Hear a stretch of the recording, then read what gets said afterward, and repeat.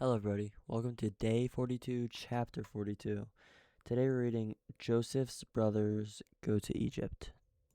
When Jacob saw that there was grain in Egypt, Jacob said to his sons, "Why do you look at one another?" And he said, "Indeed, I have heard there is grain in Egypt. Go down to that place and buy for us there, that we may live, not die." So Joseph's 10 brothers went down to buy grain in Egypt.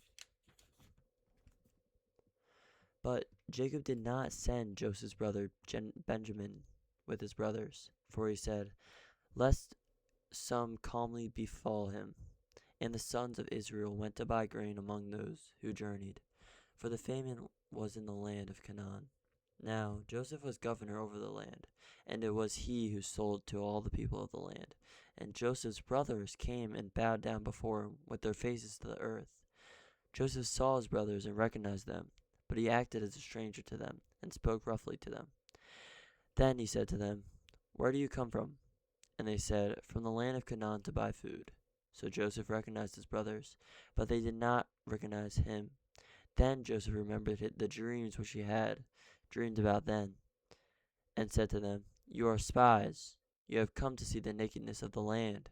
And they said to him, "No, my lord, but your servants have come to buy food. We are all one man's sons. We are honest men. Your servants are not spies." But he said to them, "No, but you have come to see the nakedness of the land." And they said, "Your servants are 12 brothers, the sons of the one man in the land of Canaan. And in fact, the youngest is with our father today, and one is no more." But Joseph said to them, "It is as I spoke to you, saying, 'You are spies.' In this manner you shall be tested. By the life of Pharaoh, you shall not leave this place unless your youngest brother comes here.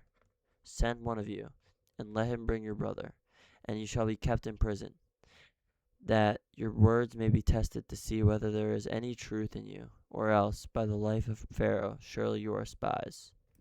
So he put all together in prison 3 days. Then Joseph said to them the third day, "Do this and live, for I fear God.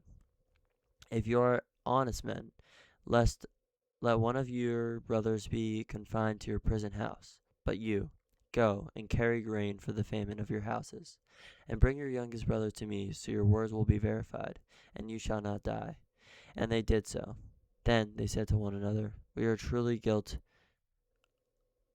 concerning our brother, for we saw the anguish of his soul when he pleaded with us, and we would not hear. Therefore the distress has come upon us."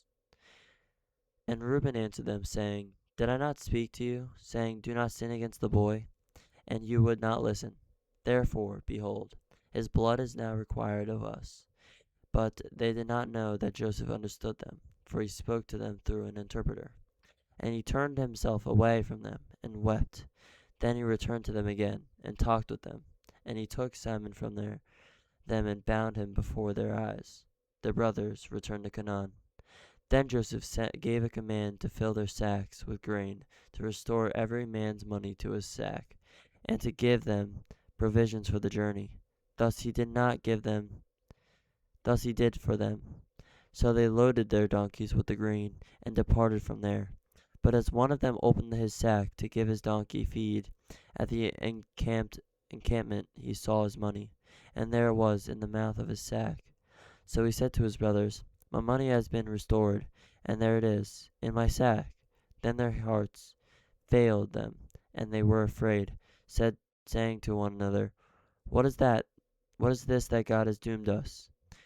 Then they went to Jacob their father in the land of Canaan, and told him all that had happened to them, saying, "The man who is lord of the land spoke roughly to us, and took us for spies of the country.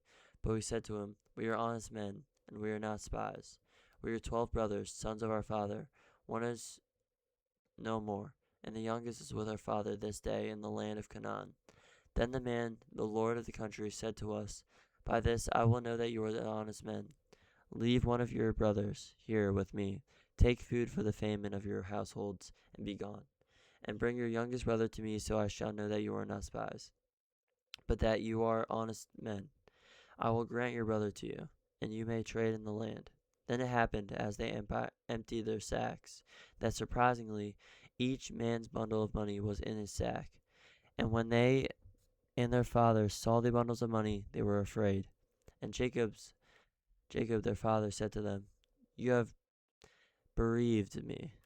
Joseph is no more, Simon is no more, and you want to take Benjamin? All these things are against me." Then Reuben spoke to his father, saying, "Kill my 2 sons. If I do not bring him back to you, put him in my hands, and I will bring him back to you." But he said, "My son shall not go down with you, for his brother is dead, and he is left alone. If any calamity should befall him along the way in which you go, then you would bring down my gray hair with sorrow to the grave." Hello everybody, I hope you guys enjoyed Genesis 42 with me. Here's a quick summary and lesson from chapter Genesis 42. Genesis 42 brings Joseph and his brothers face to face again for the first time since they sold him, with famine severe in Canaan too. Jacob sends 10 of his sons to Egypt to buy grain, keeping only Benjamin, Rachel's other son, home, fearing harm might come to him. The brothers arrive and bow before Joseph, who recognized them immediately, though they don't recognize him, now an Egyptian ruler in his 30s, speaking through an interpreter. Rather than reveal himself right away, Joseph speaks harshly, accusing them of being spies. He detains them for 3 days, then tells them one brother must stay behind while the rest return home with grain, on the condition they bring back their youngest brother to prove their honesty. The brothers, unaware Joseph understands the language, speak among themselves in guilt, recognizing this as divine payback for what they did to Joseph years later. Reuben specifically reminds them he had warned against harming the boy. Overhearing this, Joseph turns away and weeps, and composes himself, selects Simon to remain bound in Egypt, and secretly has his officials return each brother's payment inside their grain sacks. On the journey home, one brother discovers the money in his sack, and the group is terrified, seeing it as an ominous sign.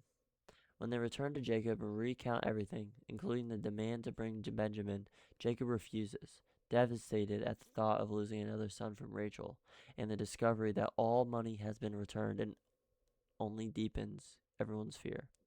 The lesson? This chapter is thick with dramatic irony.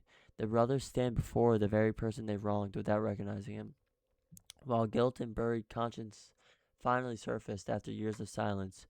It also shows Joseph's internal struggle, despite his power and position. Seeing his brothers again stirs deep, complicated emotion he isn't ready to fully reveal yet. The chapter sets up sustained tension for what's coming: Jacob's fear, Simon's captivity, and the looming necessity of bringing Benjamin to Egypt. Thank you guys so much for listening. See you tomorrow.